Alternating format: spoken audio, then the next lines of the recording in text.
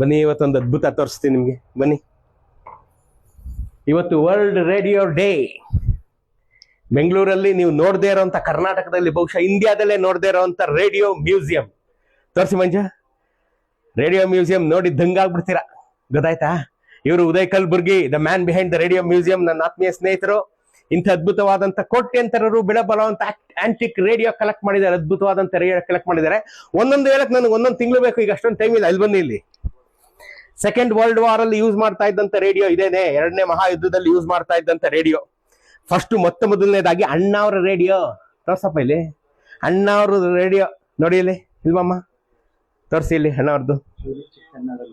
ಚೋರಿ ಚಿಕ್ಕಣ್ಣದಲ್ಲಿ use ಮಾಡಿದ್ದು ನೋಡಿದ್ರ ಅಣ್ಣಾವ್ರ radio. ಇಲ್ಲಿ ಬನ್ನಿ, ಇಲ್ಲಿ ತಿರುವಾಂಕೂರು ಮಹಾರಾಜರ ರೇಡಿಯೋ ಇನ್ನೂ ನಡೀತಾ ಇದೆ.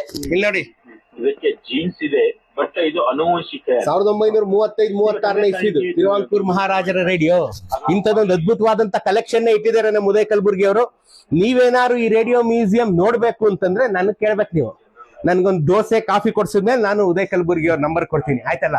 ಬಸವೇಶ್ವರ ನಗರದಲ್ಲಿ ಬಂದು ನೋಡ್ಲೇಬೇಕು. ನನ್ನನ್ನು ಸಂಪರ್ಕಿಸಿ. Happy world radio day.